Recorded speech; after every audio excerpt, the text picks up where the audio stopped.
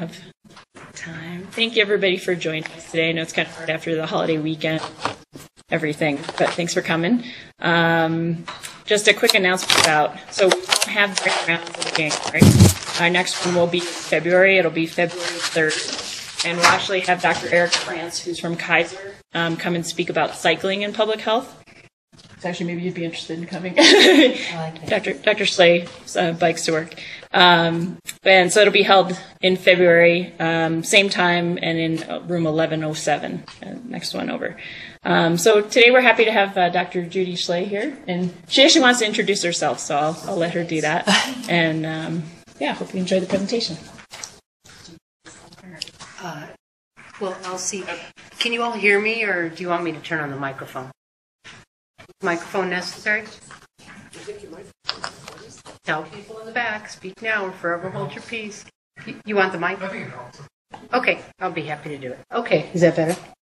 All right. Okay, my name's Judy Schley. I'm the Associate Director at Denver Public Health, and I'm a family physician. I actually got my MSPH here at the university when it was back on 9th in Colorado, so a little while ago. But what I'm going to talk with you about is something that has become near and dear to my heart, public health accreditation. And so I hope you enjoy the journey as much as I have in preparing for this. And so thank you for inviting me. So first of all, what I'm going to do is I'm going to give you, in terms of the objectives of the talk, I'm going to give you an overview of public health accreditation. What it is, why is it important, why do we do it, what is the process, and then Denver Public Health and Denver Environmental Health, since Denver County is going to be embarking on this. And so I want to share with you where we're at with some things, and I think it'll be, because it's really esoteric when you think about all the documentation required, but then thinking about it in a practical sense of how does the local health department or state health department, territory or tribal health department implement this work is very important to think about. And so I'll share some of that. So first of all, everybody has accreditation standards now, so now public health is going to. And I think this is moving us forward as for public health so that we have a floor when you're accredited that this is what the department can do, or at least is able to document that they have partnerships that can do this kind of work. And so we're just like Joint Commission of Public Health. That's how I phrase it when I talk to people in our health department and trying to get people excited about it, because there's some work involved. So what is it? So first of all, it's a measurement of the health department's performance against a set of standards. They're usually evidence-based or practice-focused, but there's something that's a recognized standard that's being done. And it's done over a certain time frame. So for public health accreditation, it's 5 years. And that when you're accredited, it's good for 5 years. But then remember how we're always learning. I was just reading about my generation. I'm a baby boomer. We're continuously learning and growing and trying to get better and stuff. And so is the Xers, I think. I can't remember all these generation people. But there's people that are in terms of continuous learning. And what public health is, it's always improving on things. And so this standards, which will evolve, will continue to grow. And so accreditation will be every 5 years. And so with that, there'll be new standards and new measures that are trying to look at the domains that we're focusing on. So taking it in a more practical sense, it's seeking to advance quality and performance within a health department. It's a means for identifying performance improvement opportunities, improving management, developing leadership, and improving relationships with the community. And this has been important for us at Denver Public Health because we're looking at where our gaps are and what we need to focus on and how we need to improve on things. So for us, I look at it as a continuous quality improvement event where we're going to try and get ourselves better and the ultimate goal of helping the community that we serve, which is Denver County. It documents the capacity of our health department to address 3 core public health functions, which I'll describe in a minute, as well as the 10 essential public health services, which I'm sure you all are pretty aware of. But it's very important to think about how to use this practically. And then it gives reasonable assurance of the range of public health services the department can provide. And this is important. When a department is accredited, it means it's a ceiling that has been met and the public can be assured that they know that the health department knows what it's doing. Well, hello. Hi.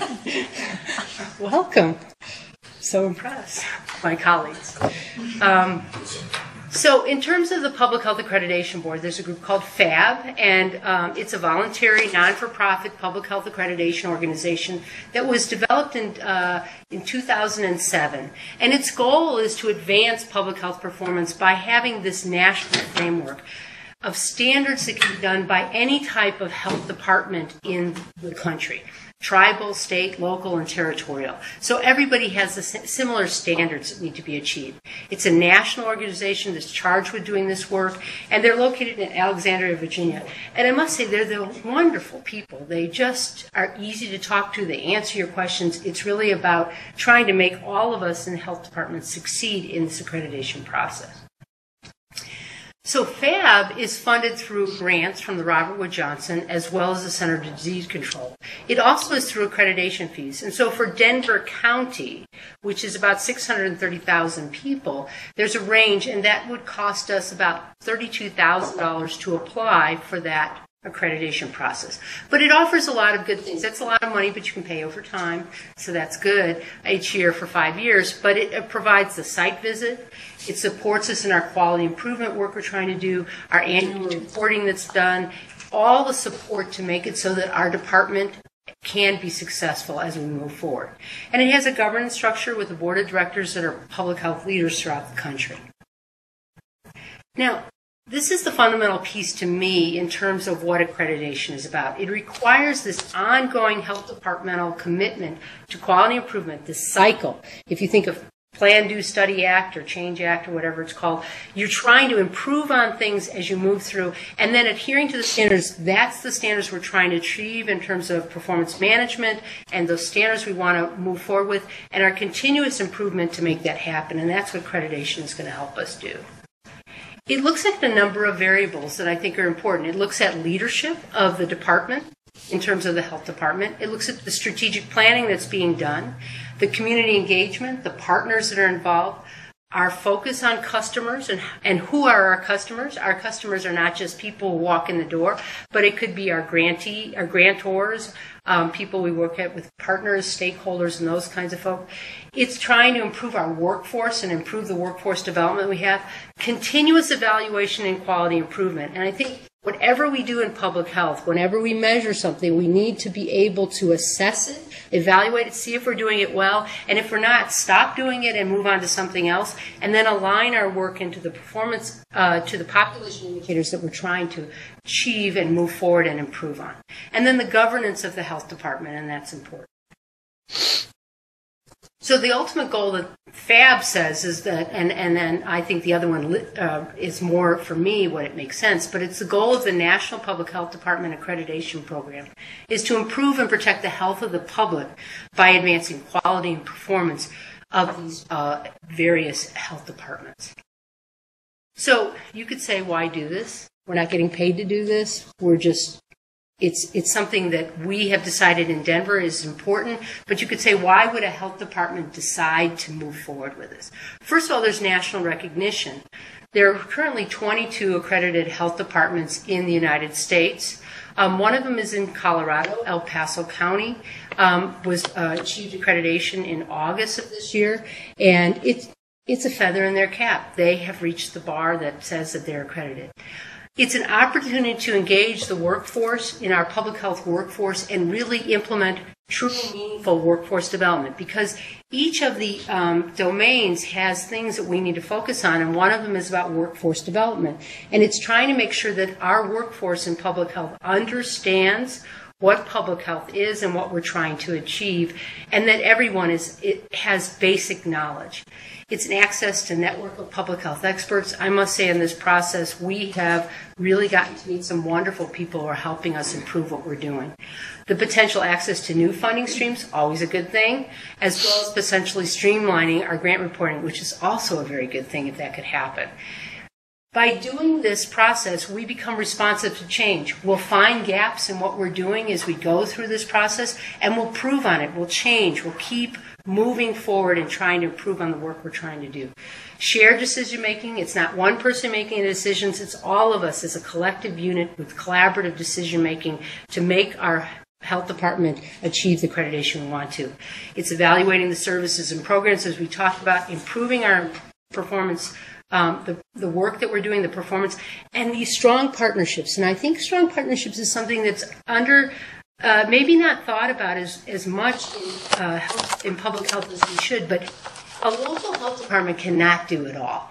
We have to partner with other people. We have to engage with others to make things happen. And to do that requires strong partnerships so that we can achieve these population improvements that we want to see in terms of the work. And so that's important. So by the accreditation, its accreditation is using FAB standards and measures can help a health department achieve performance excellence. And I think that's what we all want to see happen. So there's 7 processes that I want to go through, and we're in the process. We're on the first one, so we're little baby steps. But we're starting, and we're moving into stage 2 in a second. But there's a pre-application process. It's a long process. It's going to take us a couple of years to do this, to get to the point where we'll be done for our first phase. But the pre-application process is where you actually get your orientation, and you submit your statement of intent. We plan to apply. And that's what that's saying. And we've done that in August, and we plan to apply, and that will be in next year in 2014, and I'll go through that. But that's sort of where we're started. There are 220 about health departments throughout the country that are doing this right now, so that's something to be aware of. So it's people are engaged in this in terms of the United States. In terms of the application, this is where you apply that you are going to do it, and you have a 12-month time period after you make the application that says all my documents will be submitted to support our application in that time frame. So there's 3 prerequisites that are involved with this. The first one is a community health assessment that we do every 3 years in Denver, and it's part of a requirement, it's part of the Affordable Care Act, as well as part of a state requirement for us in the health department. Then there's a community health improvement plan, and the third thing is a strategic plan for us in Denver, which is a 3 to 5 year plan, where we actually list out what we're going to do over a time frame that we're going to move forward with. The third one is the document selection, and I'm going to go through and show you some things about this, but really it's supporting documents that you have met the standards and measures that you're trying to do and to achieve as a health department and moving things forward. And these are uploaded. There's 245 documents that have to be uploaded into this eFab and related to 12 domains, 32 standards, and a number of measures that support it in all the documentation. Then there's a site visit, and the site visit is where they come, they schmooze with you, you talk, you visit, spend a couple days, and they go through, and they really want to see is your documentation supported by the work you're actually doing. And then they come up with a report in 2 weeks where they're going to say you don't have to pass everything. You know, we don't have to be 100%, but you have to meet the standard of what they call the bar. And then you're going to then, from there, hopefully be able to achieve accreditation, but then you'll be able to work on the things that you need to improve on over the course of the next 5 years. Then there's the decision, which we hope will be favorable. And then these annual reports, over a 5-year period, these annual reports are going to see deficiencies that will happen that say workforce development is not where it should be. There's some very high standards in that regard, and I must say that that could be a gap for us in Denver, but we're going to try and achieve it, but it's okay. We'll then work on it over the course of the next 5 years. And then we start over. So that's the 7 stages. Now, let me talk about the standards and measures. So this is focused on, this is version 1.0. There's a version 1.5 that's going to come out in July of 2014. And then when you apply, after you apply, the date you apply that's the date that you use the version that's active at that time. So for us, we're planning to apply around March of 2014 to put in our application, our community health assessment, our community health improvement plan, and our strategic plan will be done and we'll be ready to go. So we'll use version 1.0. But in July, if somebody starts to apply then, they have to use version 1.5. And all the documentation will be focused on that new version. So it's organized into domains. There are 12 domains that I'm going to go through, 32 standards, a number of measures, and all the documentation that's required to support the measures. Let me just highlight this one, and this one's this is the first, and this is about, for Domain 1, and it all follows the essential public health services that we're trying to achieve and work on. Conduct and disseminate assessments focused on population health status and public health issues facing the community. And as you can see, this is about the community health system. It's about data. It's about using data to make decisions. And then there are 4 standards that are related to this. Okay. One is to conduct the community health assessment, then it's to look at the data and inform the public on what the status of the population is that you're trying to look at, analyze it, look at data trends, and third, and the final one is provide and use the data to make recommendations to the public around how to improve programming. So you can see how it fits in terms of that. But then you get down to the nitty-gritty. So in the standards, they have standards related to standards for state, standards for all, standards for tribal, territorial, and local.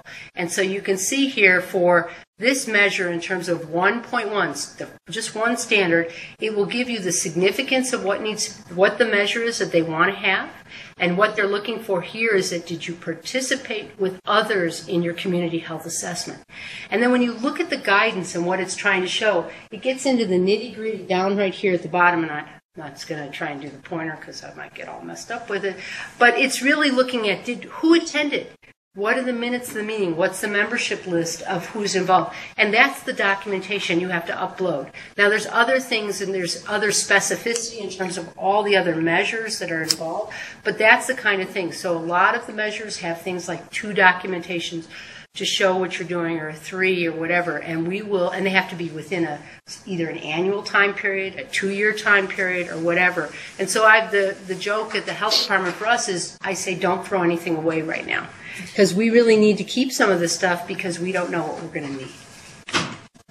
Now, the domains. It's the 10 essential public health services, which I know you probably all have heard, and then it relates to the 3 core functions of public health: assessment, policy development, and assurance.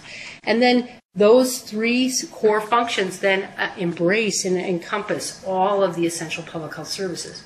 And then there's a section on administration and management capacity, as well as the governance that's involved, the boards of health that are involved, how things are implemented in terms of that. I want to take it a different way because I can't remember these 10 essential public health services. I can't put them in my head. I can remember the 3 core functions. I get that. But how do you put it together? So think of public health, and I want to make this easy. So think of what we do. At least what we do in Denver is we look at epidemiology. We look at data. We're driven by data. So that's assessment. We want to assess our data and understand it. Then the second thing in terms of policy development, but a little bit of assurance, is we want to improve health. So we're trying to work on improving health by doing these 5 areas related to essential public health services. They all are a little different in their focus, but they're all about improving health. And the third thing that is in regard to assurance, we're looking at how do we evaluate what we're doing and how do we focus on quality improvement to feed back the cycle so that we can improve health. Remember, it's this continuous, I always think of it as like a vortex. We're just swirling around trying to keep doing better.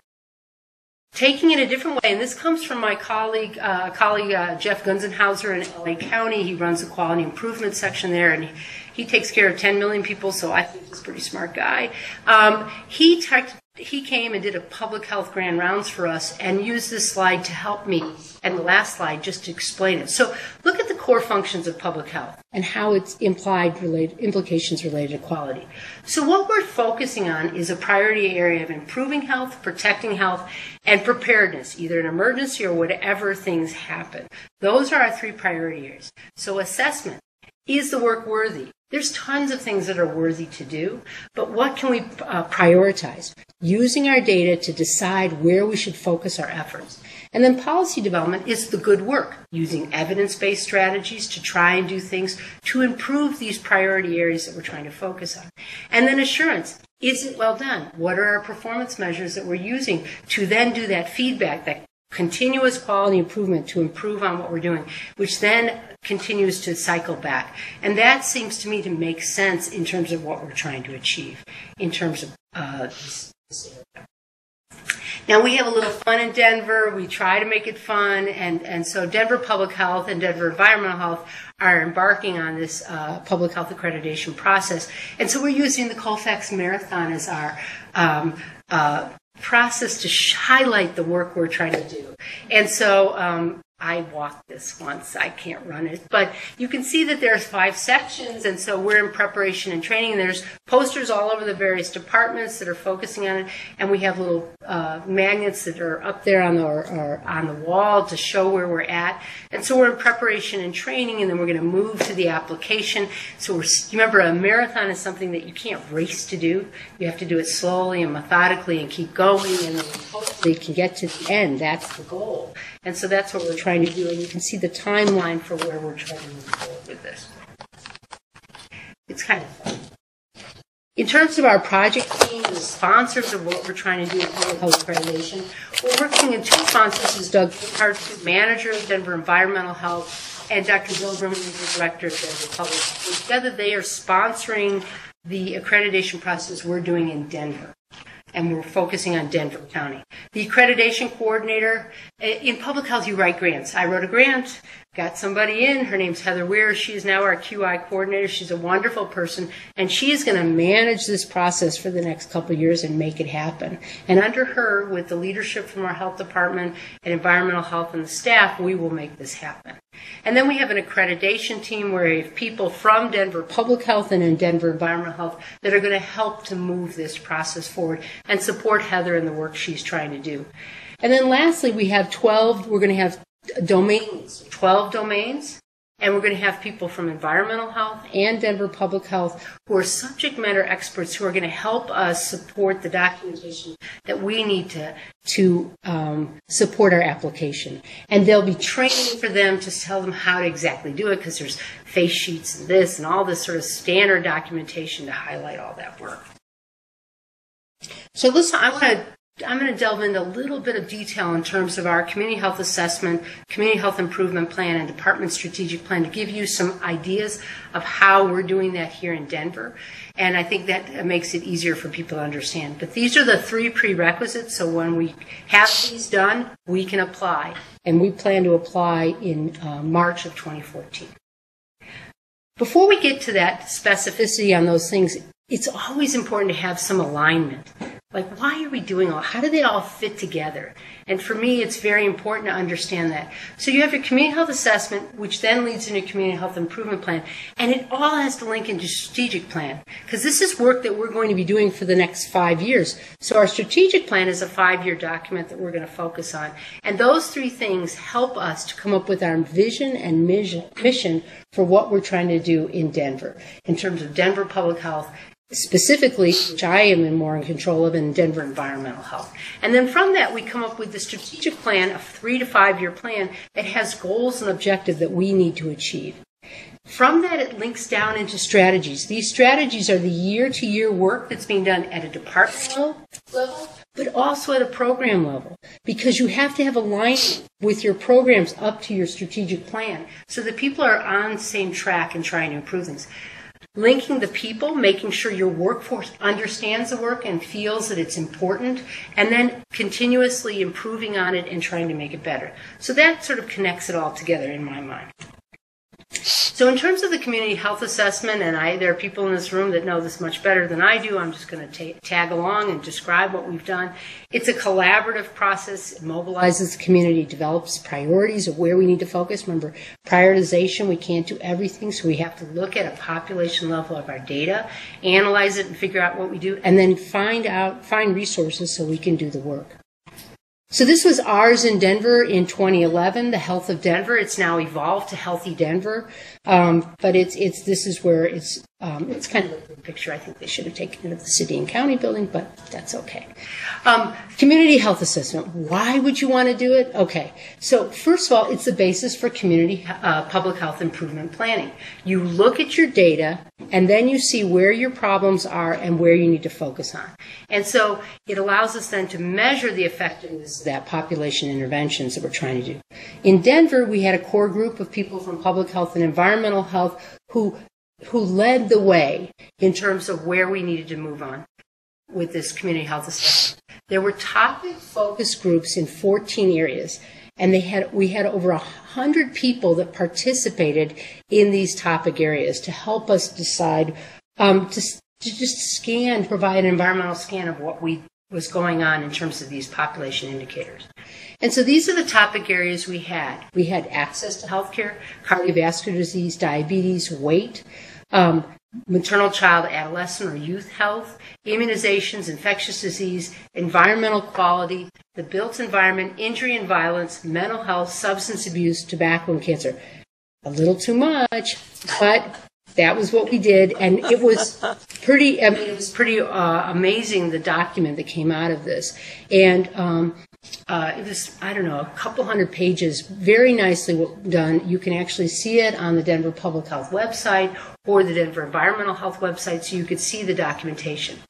Now, this tells us what the population level indicated, what's going on at a population level in terms of work.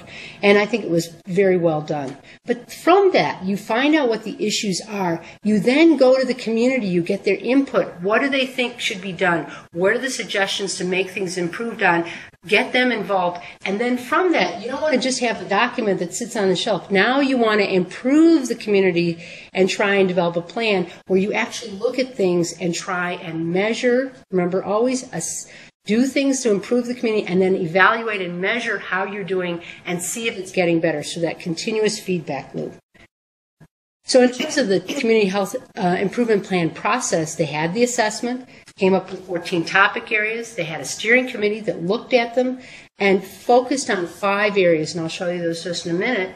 The community meetings were held to get community input, and then selected priority areas. There were 2 areas that were selected to focus on, and I'll show you that in a second. And then task force were developed to focus on those 2 areas where they're setting priorities, developing plans, and they're going to begin implementation in 2014, which will go on for the next 4 years. So in terms of the priority areas from the steering committee, they focused on maternal, child, and adolescent or youth health, really focusing on teen pregnancy, injury, and violence prevention, unhealthy weight and overweight and obesity with a focus on diabetes and heart disease, trying to link those things together. This was an emphasis more on childhood obesity prevention and where to focus on that. And then there was mental health, drug and alcohol abuse, access to mental and dental care, and this got expanded to also behavioral health care, and then the built environment to try and improve the infrastructure to make it so people can be more active and healthier. The steering committee came up with prioritization, and you can see the health impact. You look at these things. You can't do everything. Remember, in public health, you can't do everything, even though you want to. And so you look at the health impact. Where can you make the most impact, and where's the ability to change? And so the areas of focus were the built environment, access to health care, and weight as being the 3 areas of focus for the steering committee. But then went to the community. The meeting and online aggregate results were done, and there the community wanted to do everything. Maternal, child, and youth health was not as much of our priority, but the other areas were. And so that's something to be aware of, that you need to listen to your community and do what the community says, and always engage your partners and try and make it so community engagement is critical to make things happen. So really try and work on that. So from that, there are 2 task forces that came out of this. And one is the Healthy Eating and Active Living Task Force. And this is really focusing on childhood obesity prevention. There's a lot of alignment in Denver. The mayor is focused on this. There's a lot of work in a number of areas related to it. Our state is one of 3 states that the childhood obesity rates went up from 2008 to 2011. So we have work to do in terms of this area. And in terms of the problem, I think this comes from a slide that was presented to the stakeholders steering committee as part of the wrap-up of their work and to show where we're moving. Is there a health risk for children related to being overweight and obese? It's heart disease, high blood pressure, type 2 diabetes, and cancer. And then, of course, there's a lot of inactivity. And you can see from our YRBS data that about 1/3 of high school students are not getting the recommended, only 1/3 are getting the recommended physical activity that's required of them on a daily basis. So that's important. We can see that we have problems. This figure, which is quite impressive, we do things based on council districts in Denver. And the reason is we do that is, remember, health has political implications. And we need health to be part of the discussion at city government, at state government, to improve, think about health as we're trying to make decisions about where to prioritize money, where to do that good work. And so we've done that in terms of it. And so you can see that there is certain council districts that have higher rates of excess weight children. These are Denver public school children where they measure body mass index on an annual basis, and you can see where they are going to school. It doesn't mean that they live in those areas, but these school districts that are housed in these council districts are having a problem. And if those kids are going to grow up and they're going to be overweight, and then we're going to have all these health problems. So we need to address that in terms of public health. They have a 27-member multidisciplinary task force. They've had 5 meetings. They've engaged Denver Public Schools in this process. And Denver Public Schools, I must say, is very engaged in this area. They're working on a number of areas to improve the health of the kids through their diets and exercise. So they're a very willing partner in this group. They've been researching work to try and find what are the best practices. And then we were recently awarded a grant that we wrote to the Mayor's Council. I'm not sure how we got it, but we got it. And it's exciting because it's focusing on healthy child care makes a healthy start. And it's based on the Culture of Wellness in Preschools program that was created here at the School of Public Health through the Rocky Mountain Prevention Research Center. And what we're going to do, that program is to be done with ECE groups, Head Start groups. And we're going to focus on other daycare centers in, and I'll just go back, in this district, I don't know if I in this district here, this is Council District 3, Paul Lopez's council district, so we know that kind of stuff. We're going to focus on that area where we see high areas of obesity in youth, and we're going to try and help those child care centers improve on some of those processes. They have a lofty goal, which I think should be achievable if we do all the things that we say we're going to do, and that's by December of 2018, when the CHIP is done, is that we will have the percentage of children with healthy weight will increase by 5%. And then they have 4 domain areas and 7 health heal focus areas. So the main one is child care centers. I described some of those things already. The schools that are involved, and it's very important to involve the schools in it, and this is about moderate, vigorous physical activity as well as consumption of healthy foods, and they're well on the way to doing this. Third is the community, really making sure the community, we get support for people to have a built environment where they can do things, to run around and play and go to the parks and whatever it is, and be safe on the sidewalks and run with their dogs or whatever is needed, and safe routes to school for kids to go through. These are the practical programmatic work that's done to improve these HEAL activities. And then the last thing is, as well as access to nutritious foods, this is really about food deserts. There's a lot of places in Denver and in Colorado where there's not access to healthy food. And so we need to make sure that that happens for people in low-income areas, in those little corner stores, as well as have grocery stores built in those communities. And then lastly is you got to fix your own house. So city government needs to get involved. We're going to develop a comprehensive plan for 2014 in Denver, and we want health to be a part of that. We want health to be measured and assessed in programs related to public works, parks and recs, wherever it's being done. Office of Economic Development, make sure it's part of that. And then this sort of messaging that's an umbrella messaging, get the mayor to be on board to say that this is an important endeavor, which I think he will do. Then the second one is access to care. And this is really related to not just access to medical care, dental care, and mental health services. So you can see the link that we pulled in mental health and substance abuse as well as medical and dental care into the mix in this. And there's, through my colleague Bill Berman, he's done a tremendous amount to move this forward. It's really about the opportunity of the Affordable Care Act. And so it's trying to change sick care to preventative care, to make a health care system. It's trying to do lower cost care instead of higher cost care, trying to get people not to go to emergency room but to go to primary care offices. And where I am in a primary care clinic, I want people to come in, see that their blood pressure is high, treat it instead of having them get a stroke and then be seen in an emergency room. And there's an uninsured population in Denver that's about 20% through the American Community Survey. And so what we want to do is move that down over a 5-year period to 6%. That's lofty goals, but we'll talk about how they're trying to move that forward. So why does public health care about access to care? Well, think about it this way, is that if individuals don't get care, they delay diagnosis, they don't get chronic care, they'll be sicker and they'll be higher costs. So you can think of it that way. It'll contribute to a number of deaths. Remember, we, as part of public health, measure epidemiology. We're going to look at those premature deaths, and then we'll want to address them and figure out processes.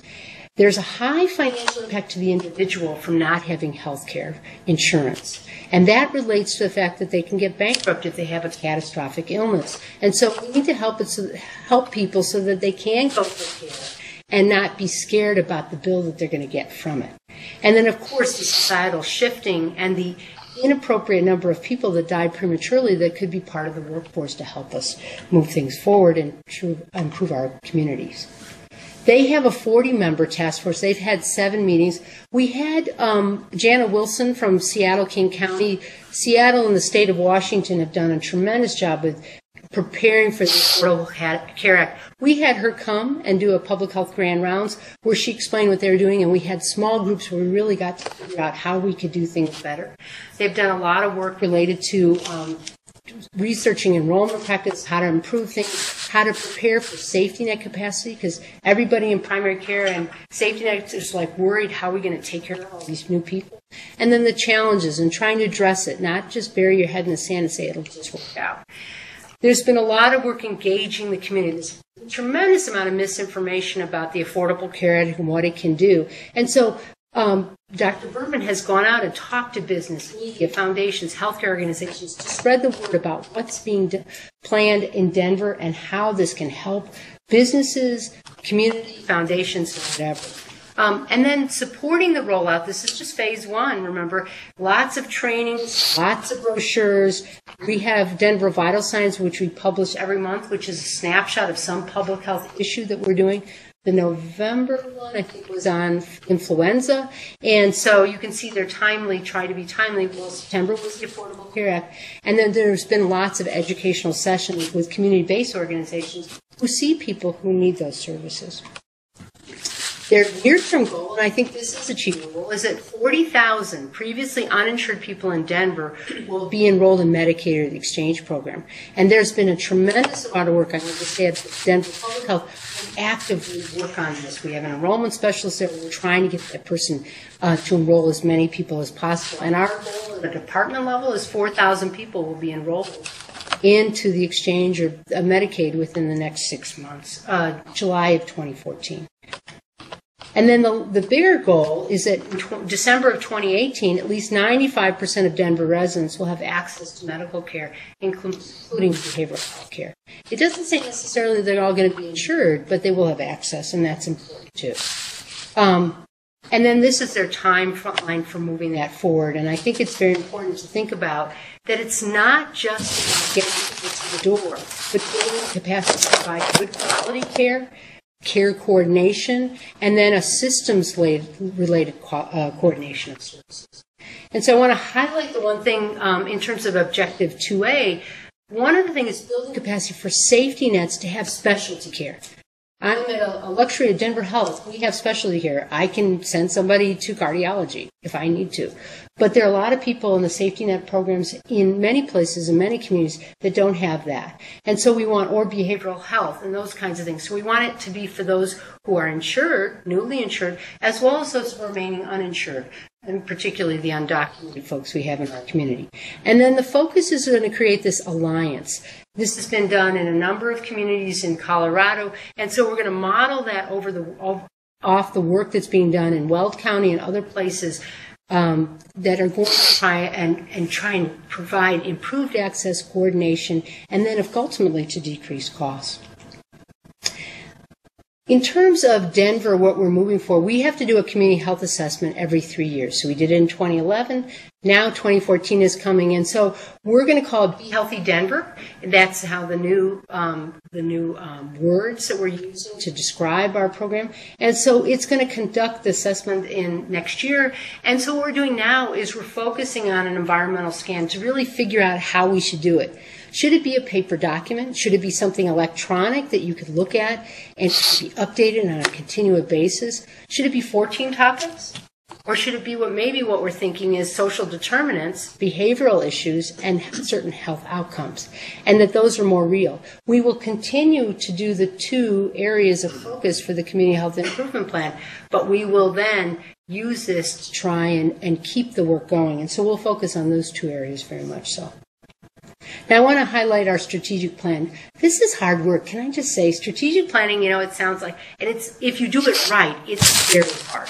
You can't just create a document, you put it on a shelf and leave it there. What you want to do is take something and make it that you use. And so it becomes a plan that you will implement, and it becomes sort of your approach for how you're doing it, the Bible of your work, if you want to call it that. It's internal to the health department. It sets what we plan to achieve. So it has to be something over a 3 to 5 year period. And it's saying what you want to, what are the goals you want to achieve, and how you're going to do it. And it should be reach. It shouldn't just be like something, oh yeah, we can get that done. And it's really a guide to making decisions, allocating resources, and taking action. So I always have this thing, and our department has this thing, spend a little money to get a little money. So we're going to spend some money to make this happen, to improve on processes, to get things moving forward for our department. Our people want it, our community needs it. This highlights for you sort of how, remember I showed you that plan, but you can see how the community health assessment and community health improvement plan link into the strategic plan. And this is actually part of accreditation in terms of the standard 5, domain 5. You want to link to your strategic plan so you can make that happen, involving quality improvement and strategic planning processes all together. And what your strategic implementation plan is your annual work that you're doing to achieve that 5-year plan. And then the programs align to that. So our TB clinic sees what the department annual plan is and the overall departmental strategic plan for the 5 years, and can then align with that work. In particular, let's just talk about the Affordable Care Act. We're trying to get the TB clinic is saying that they'll help enroll so many people into an insurance plan over the next year, and that's part of their process to align with that work. And then focusing on individual performance improvement planning for the individuals to make sure that the workforce knows. And then below you see the sort of the timeline of what we're moving forward. We have done a very diligent process in Denver Public Health to engage our stakeholders, to ask their opinions, to find out where we need to improve on things, and we will implement this in January of 2014. So in summary, I hope this has been too tedious and all that, but to me, accreditation, well, I'm excited about it. I hope you guys are now all excited about it. But it's really about continuous quality improvement, always trying to get better. And you got to have fun with quality improvement. So you might as well make it into like a marathon or whatever, so you keep going. And it's tedious and it's going to be very challenging. I know that we will be stretched by doing this work because we all have day jobs. And on top of our day jobs, we're going to do this other work. And so that's going to make it hard. But it's really important to set the floor, what is public health doing, and that we've achieved these standards that the national people think are important. And for Denver Public Health and Denver Environmental Health, it's a good goal and one we will achieve. So with that, I left resources here on this slide set of things on the FAB website that you can look at. They have a slew of information. You can look at videos. They're fun. Kay Bender runs it. She's an excellent person for running that organization, and she's so folksy that it makes it easy to work with them. And their whole team is like that. And then lastly, here's their address and contact information. So are there any questions? Thank you very much. That's it.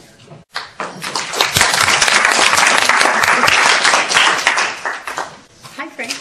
Hi, Thank you. How many of our local public health departments in Colorado will likely qualify for accreditation, for World accreditation? That's a whole different question. So I know that in terms of the state is not. The state is going to apply. The state health department will apply for public health accreditation, and they're in the process of moving forward. we have suggested through Denver Public Health that they consider helping some of the smaller local health departments to move that forward, because to help them and pull them along, because this process that I'm describing takes a lot of work. And so if you have, like, we partnered with Grand County for some work related to quality improvement. They have 4 people that are doing a slew of things. They can't do it. And so that's a challenge. In terms of, I'm asking the question where this is likely to end. How many local departments have the resources? I'm not sure. I know that the big health departments, Tri-County, Jefferson County, Boulder, Weld County, those kinds of places, El Paso has already been accredited. And so those folks will, I'm sure, move forward with it. There are a number of them. The small little counties, I don't know. And I think the state health department needs to support them in the process and perhaps provide that. And so we've suggested that. But I think that that's going to be a challenge for some of them. I think one of the big concerns from the beginning is whether there were enough consistent factors from health department to health department to be able to apply a single accreditation process, and whether people could afford it. The time and the actual cost of accreditation, I was talking to Lee Thielen, I thought she was saying it was $50,000 or $60,000. So for Denver County, it's $32,000 over a 5-year period. It counts to 5 years. It is a lot of money. I will not deny that. And it takes time and money to do this. That's why I think that for us, I can't speak for the state and how they'll take care of the other local health departments. For Denver, we've decided that that's an important thing and something that we want to achieve. And we do have the resources, or at least I'll just work extra, to make it happen. I have a number of people. I just talked to a couple of people. You don't mind running the domain 5 today? You don't mind domain 7? And people say yes, and they are engaged. And so we'll just move it forward, and it will get easier with time. But I agree with you that there's going to be some challenges. There are huge opportunity costs of this process as well, which we experienced through Joint Committee on Accreditation Hospitals. Right. I think that actually, though, there are some things that I think are reach, but I think that we all have to have, if you look at, there's a new approach called the Performance Management System. It's sort of the wheel from the Turning Point Group, and there are standards that public health should try and achieve in terms of a population level. And then there's our programmatic work, the indicators that where we're at with things in terms of a population level, where we're trying to reach those standards. This is a standard. To pass, you don't have to get all of them 100%. So it's going to be this continuous process, and I think that's going to help us so that all of us, when you're accredited, it says you have met a certain standard. It doesn't mean you're perfect, and I think it's going to then be this ongoing process to keep improving that work. So, yes, sir. Nice summary. Yeah, it's a lot. I tell you, this took a long time to pull together. You've kind of walked me through my past 8 years. I worked in the asthma area, particularly in Denver public schools, and they have. I know they are. Yeah. But where do you? Not that you need another topic in there, but do you see respiratory health entering in there, or does it tie into one of your? So at the moment, it's the 2 areas is access to care, and the second one is healthy eating, active living. I took it out of that one slide that said that kids who are have excess weight, that there's a high risk of respiratory problems. I wasn't certain about that, so I didn't know, and so I took that out. But I think that that's an important thing. I'll just tell you from our tobacco prevention work, we're focusing on that a lot, related to secondhand smoke exposure, multi-use housing, and trying to improve on that. So while you have your community health improvement plan focused on those 2 areas, it doesn't negate the fact that you still need to do work in other areas, that programs will still continue, and like tobacco prevention, which I think is one of the triggers for childhood asthma, and big trigger, if we can focus on multi-use housing and trying to get it so. And Denver Housing Authority is just decided that they will, all new rehab units will be smoke-free. That's a huge step forward. That's going to help tons of kids in the future. And I think those are the kind of things that we can do as a health department and move forward. But it's not a part of that chip. It's not a part of maybe this work, but it's you have the standards, you have the performance indicators, you're following them, you're aligning your programmatic work towards that. And so that helps us. Yes? So I have a question about the community health assessment. Oh, yeah. So I worked with Children's Hospital and worked on their community health assessment. Sure. So that, I don't know which hospitals, but I think all public. Right. Non-for-profit hospitals have to do a community health assessment as part of the Affordable Care. Every 3 years. Mm-hmm. So I'm just wondering, well, I guess I have a few questions, but one, I mean, is there, if everybody's doing their own community health assessment, it seems like a lot of wasted effort.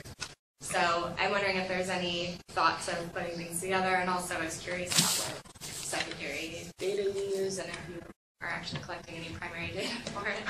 Okay, so, all right, you have lots of questions. So the first thing is that when we did this in 2011, we did focus on just Denver County, and we just did it as local health department, Denver Environmental Health, Denver Public Health. We did not pull the local non-for-profit hospitals in.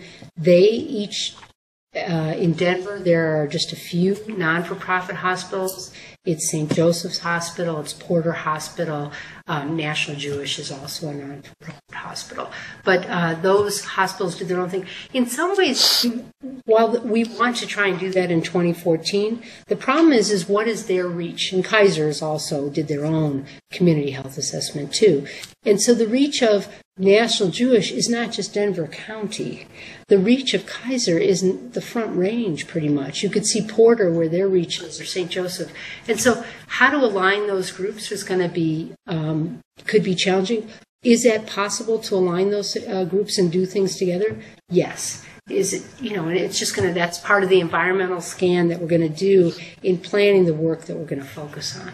And in terms of data, so there's a lot of different data sources. There's the traditional surveillance data sources like the YRBS, and in Denver Public Schools completed a large-scale YRBS, Healthy Kids Colorado survey of 17,000 kids, and we have that data which really gives a broad representation of what's going on in schools.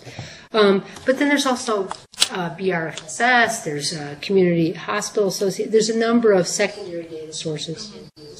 But then you saw that BMI data, that's primary data that we can use to look at and over time can measure changes in body mass index of kids who go and attend schools.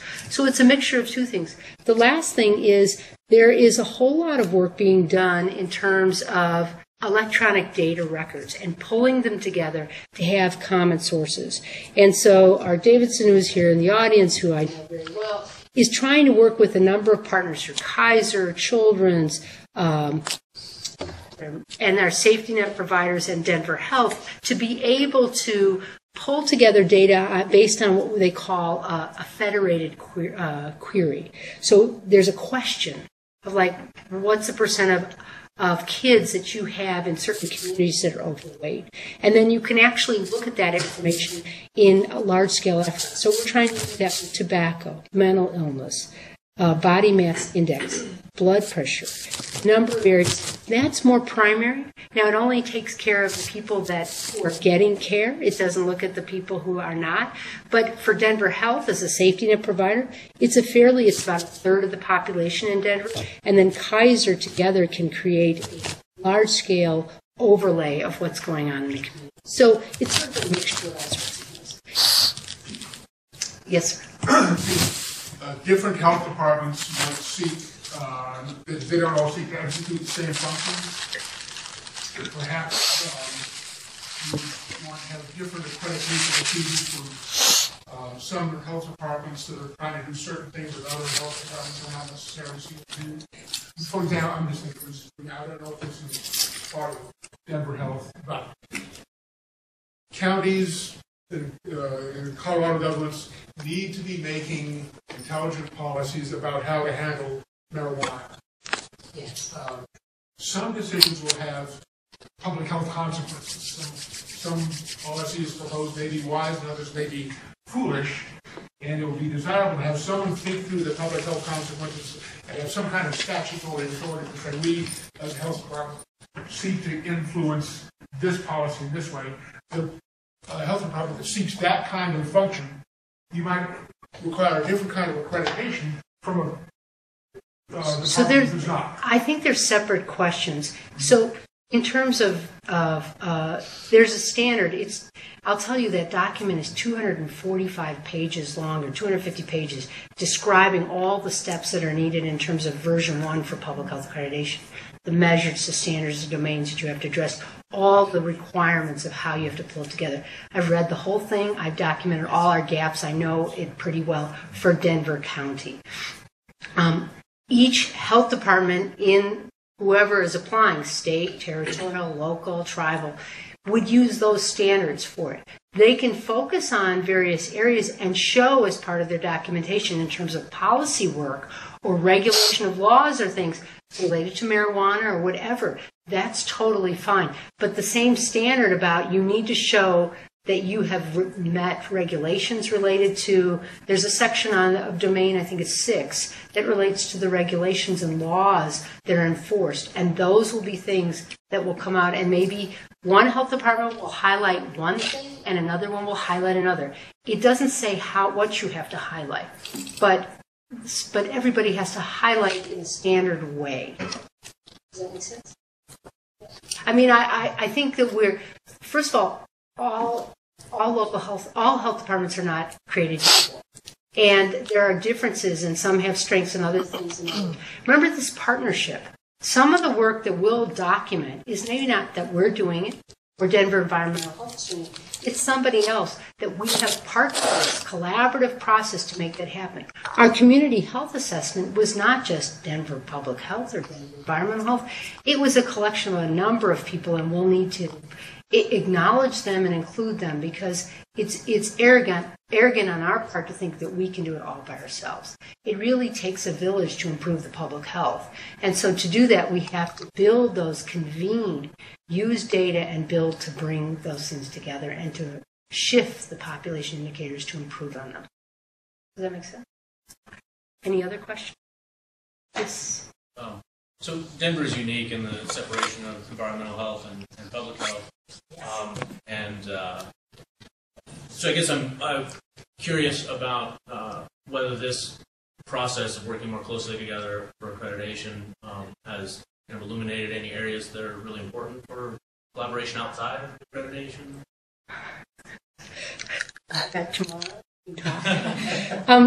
That's a challenging. I mean, we're working together. It's a process. We have, there's 2 different structures. One's a governmental group in terms of, and ours is a quasi-governmental group, and we're trying to work together on it.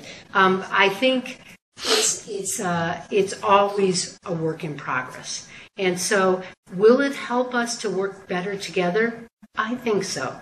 Will it be challenging to the road to get there? Yes. And I think, let's talk about what you want to put on the documentation, the one thing that highlights the good work. Well, so maybe there's one thing from environmental health and one thing from Denver Public Health. Which one do we use? Those kinds of things could be a process that has some bumps in the road. But ultimately, what we want to do, and if we keep our vision correct and our alignment right, is we want to improve the health of the community that we serve, which is Denver County. And so by that, it's really not about us and them, it's about working together. And so I am hopeful, and our department and our leadership team in Denver Public Health, and I think the environmental team at Denver Environmental Health are really trying to make this work. And so we will do it together. But will it be bumpy? I'm sure there will be. There have been some challenges in the past. There'll be challenges in the future, and we'll just work through it. But there are other local health departments that have separation of environmental health and public health. And so that's not actually as unique as you think it is. It's just unique in Colorado. But I'll talk to you in about a year. Yeah. And, yes, Frank? How does the National Board handle states that are the entire public health entity? Where there are no independent local health departments? So they have a process, and if you go to the standards and measures, the 245 or 250-page document, they'll have listing of state, and that is the requirements, and then they have the way to do it multi-jurisdictional or state-focused or whatever. They have dealt with all the different, or they're continuing to deal with all of those. So I think it is Connecticut is that type of an approach, and they are applying for accreditation as part of the whole state. And New Mexico is another one that has that sort of situation, and so they'll be able to deal with that. So I think that's actually not that hard. All right, well, thank you very much. Yeah, thanks everybody for coming. Please just make sure you sign in if you didn't already do so. There's some sign-in sheets at the end of the tables here.